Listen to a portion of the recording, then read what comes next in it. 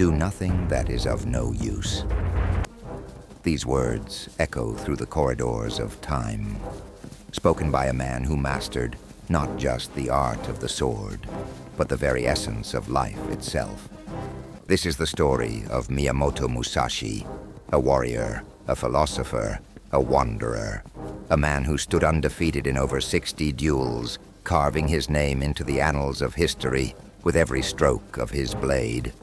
But before he was a legend, he was just a boy, lost in the chaos of a broken era.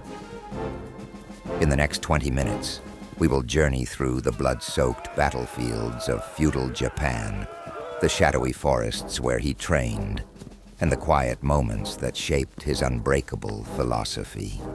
To understand this moment, we must first step into a time of chaos, a time of war. The Sengoku era, a time when Japan was a land divided. Warlords fought endlessly for power, their armies clashing under banners bearing the names of rival clans. Villages burned, families shattered. Death was a daily companion. In this unforgiving world, the sword was not just a weapon.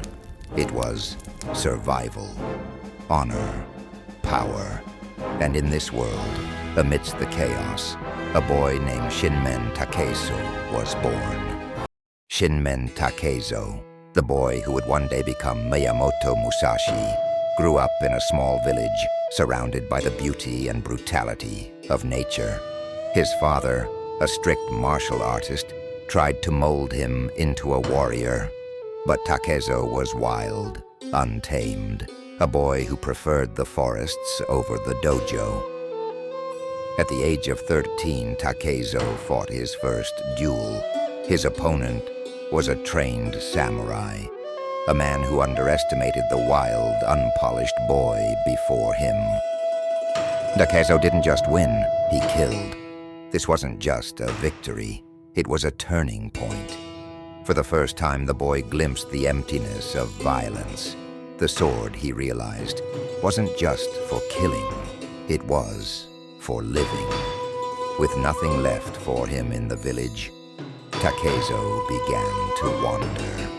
He left behind his name, his home, and his past, carrying only his sword and an unyielding will to master its art. He was a wanderer now, a ronin, masterless, penniless, and driven by an insatiable hunger to master the art of the sword.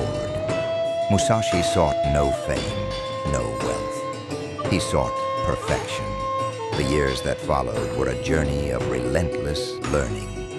Musashi traveled across Japan, challenging skilled swordsmen, monks, and even entire schools of martial arts. Each battle was a step closer to refining his technique. He became infamous for his unorthodox methods. Unlike most samurai who followed rigid traditions, Musashi fought unpredictably. He would ambush his opponents, fight with 2 swords at once, or even use everyday objects as weapons. You must understand that there is more than one path to the top of the mountain. This philosophy became the cornerstone of his martial arts.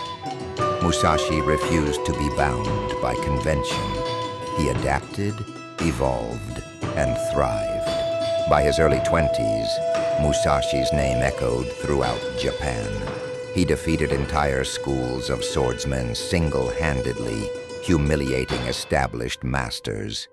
His most famous victory came at the Yoshioka school, where he dismantled not just the reputation of one master, but an entire lineage. The Yoshioka clan, shamed by their repeated defeats, plotted revenge. They lured Musashi into an ambush with dozens of men.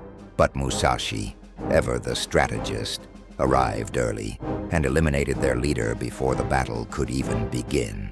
The ambush fell apart, and Musashi walked away victorious once again. It wasn't just skill that set Musashi apart. It was his mind. He began to view combat not as a matter of brute strength, but as a deeply intellectual and spiritual pursuit. Musashi began to write his thoughts, recording the principles that would later form the Book of Five Rings. He explored the essence of strategy, the psychology of opponents, and the philosophy of life itself. In battle, if you make your opponent flinch, you have already won.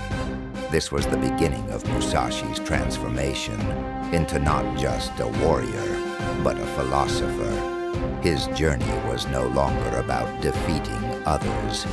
It was about conquering himself. With each duel, each lesson, Miyamoto Musashi moved closer to immortality, not just as a swordsman, but as an icon of the human spirit. But his greatest battles and his greatest teachings were yet to come. You've seen the beginnings of a legend. From a fearless boy who took his first life to a wandering ronin who redefined the way of the sword, Miyamoto Musashi has already etched his name into history. But his story is far from over. There are still great battles to be fought, rivals who will test his limits, and a philosophy that will change the way warriors think for generations to come.